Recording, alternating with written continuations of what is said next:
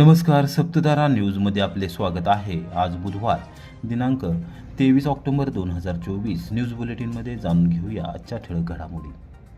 कोरेगाव विधानसभा मतदारसंघात दुसऱ्या दिवशी एका उमेदवारी अर्जाची विक्री. 2 अपक्ष उमेदवारांनी 3 अर्ज केले दाखल. संपूर्ण सातारा जिल्ह्याचे लक्ष लागून राहिलेल्या कोरेगाव विधानसभा मतदारसंघात सार्वत्रिक निवडणुकीसाठी उमेदवारी अर्ज दाखल करण्याच्या दुसऱ्या दिवशी बुधवारी केवळ एका उमेदवारी अर्जाची विक्री झाली, तर दुपारी 3 वाजेपर्यंत 2 अपक्ष उमेदवारांनी 3 अर्ज दाखल केले. याबाबत निवडणूक निर्णय अधिकारी तथा प्रांताधिकारी अभिजित नाईक यांनी पत्रकारांना माहिती दिली. निवडणूक आयोगाने जाहीर केलेल्या कार्यक्रमानुसार मंगळवार दिनांक 22 ऑक्टोबरपासून उमेदवारी अर्जाची विक्री आणि अर्ज दाखल करण्यास सुरुवात झाली आहे. दुसऱ्या दिवशी एक उमेदवारी अर्ज विकत नेला आहे, तर दुपारी 3 वाजेपर्यंत महेश माधव कांबळे राहणार महागाव तालुका सातारा यांनी अपक्ष उमेदवार म्हणून 2, तर ऋषिराज जगन्नाथ कनसे राहणार अंगापूर वंदन तालुका सातारा यांनी अपक्ष उमेदवार म्हणून 1 अर्ज दाखल केला आहे. कोरेगाव रहमतपूर रस्त्यावर सुभाषनगर येथे असलेल्या नवीन प्रशासकीय इमारतीमधील निवडणूक निर्णय अधिकारी कार्यालयात उमेदवारी अर्ज विक्री व स्वीकृती सुरू आहे, अशी माहिती नाईक यांनी दिली. कोरेगाव तालुक्यात पावसाचा जोर कायम. पाडळीत पुलावरून पाणी वाहू लागले. स्मशानभूमीचे नुकसान.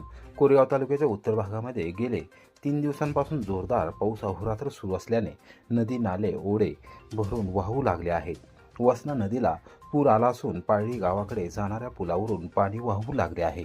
मंगळवारी रात्रीपासून पाणी पुलावरून वाहत असून पाण्याचा जोरदार प्रवाहामुळे पुलाचे मोठ्या प्रमाणावर नुकसान झाले आहे. या पुलाची उंची वाढवून शेतकरी व ग्रामस्थांना न्याय द्यावा अशी मागणी होत आहे. कोरेगाव तालुक्यात पावसाचा जोर कायम असून उत्तर भागात ढगफुटी सदृश्य पाऊस झाला आहे, त्यामुळे दुथडी भरून वाहत आहे. सोळशे येथून उगम पावणारी वसना नदी दुथडी भरून वाहत आहे. कोरेगाव सातारा रोड वाठा स्टेशन रस्त्यापासून हॉटेल जर्नेश्वर गार्डन जवळून पाळली गावाकडे जाणारा डांबरी रस्ता असून या रस्त्यावरील पुलावर मंगळवारी रात्रीपासून पाणी वाहत आहे. पुराच्या पाण्यामुळे पुलाचे मोठे नुकसान झाले आहे. त्याचबरोबर नदी पात्रालगत असलेल्या स्मशानभूमीचे नुकसान झाले आहे. प्रशासकीय यंत्रणेने तात्काळ पुलाची पाहणी करून नव्याने वाढीव उंचीचा पूल उभारावा अशी मागणी ग्रामस्थांसह शेतकऱ्यांनी केली आहे.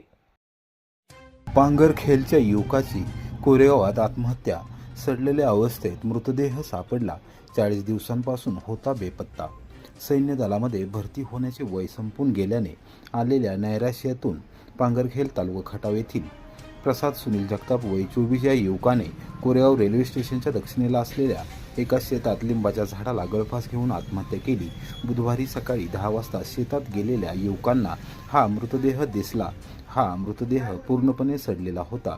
या प्रकरणी कोरेगाव पोलीस ठाण्यात रात्री उशिरा अकस्मात मयत अशी नोंद करण्यात आली आहे. कोरेगाव रेल्वे स्टेशनपासून दक्षिण दिशेला जिजाबाई शंकरराव बर्गे यांची जमीन आहे. सोयाबीनचे पीक काढण्यासाठी बर्गे कुटुंबातील काही युवक 9 वाजण्याच्या सुमारास गेले होते.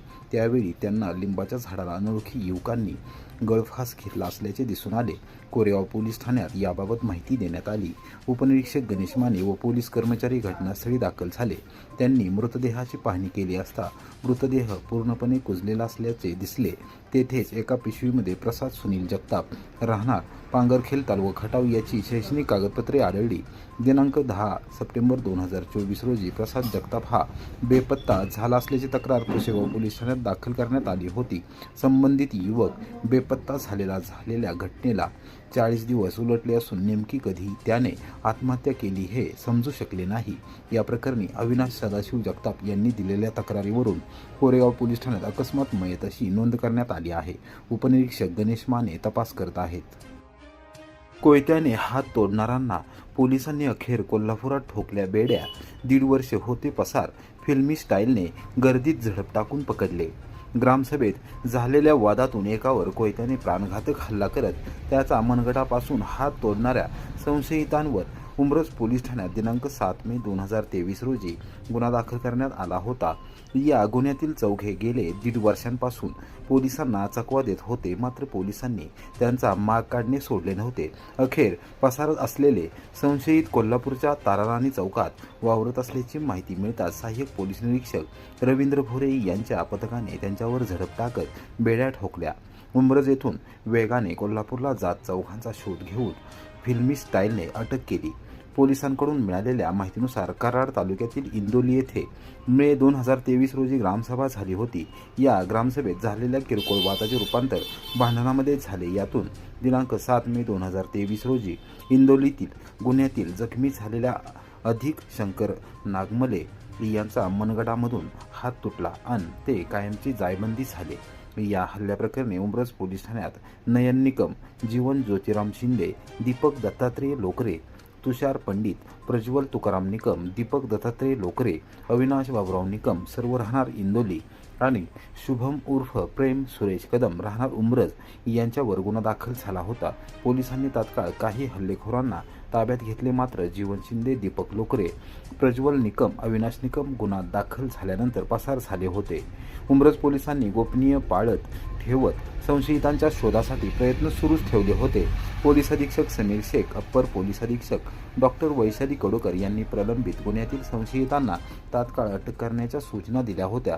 पोलीस उपअधीक्षक अमोल ठाकूर हे सुद्धा पसार असलेल्या गुन्हेगारांना शोधण्यासाठी वारंवार बैठका घेऊन सापळा रचण्यासाठी मार्गदर्शन करत होते. त्यानुसार सहाय्यक पोलीस निरीक्षक रवींद्र भोरे यांनी पसार हल्लेखोर संशयितांचा ठावठिकाणा शोधण्यासाठी फिल्डिंग लावली. दिनांक 22 ऑक्टोबर रोजी त्यांना गोपनीय माहितीदारांकडून इंदोली गुन्ह्यातील चौघे कोल्हापुरात ताराराणी चौकात वावरत असल्याची माहिती मिळाली. पोलीस अधीक्षक समीर शेख, उपाधीक्षक अमोल ठाकूर यांच्या मार्गदर्शनाखाली रवींद्र भोरे यांचे पथक वायू वेगाने कोल्हापूरकडे रवाना झाले. कोल्हापुरात सायंकाळी 7 वाजण्याच्या सुमारास ताराराणी चौकात पोलीस पथकाने सापळा रचला. संशयितांना पोलीस आपल्या मागावर असल्याची कानकून लागताच त्यांनी गर्दीचा फायदा घेत पळ काढण्याचा प्रयत्न केला. मात्र डोळ्यात तेल घालून सज्ज असलेल्या उंब्रज पोलिसांनी गर्दीतच संशयितांचा पाठलाग करून चौघावर वेगवेगळ्या ठिकाणी एकाच वेळी झडप टाकली आणि त्यांना अटक करून उंब्रजला आणले. त्यांच्याकडून कसून चौकशी करण्यात येत असून बुधवारी दुपारी 3 वाजता चौघांनाही कराड न्यायालयात हजर करण्यात आले. त्यांना 1 दिवसाची पोलीस कोठडी न्यायालयाने सुनावली आहे. अँटी करप्शन डिपार्टमेंटचा सातारा जिल्ह्यात दिवाळीपूर्वीच डबल बार, खंडाळा आणि मान तालुक्यात 2 ठिकाणी कारवाई, दोघांविरोधात गुन्हे दाखल.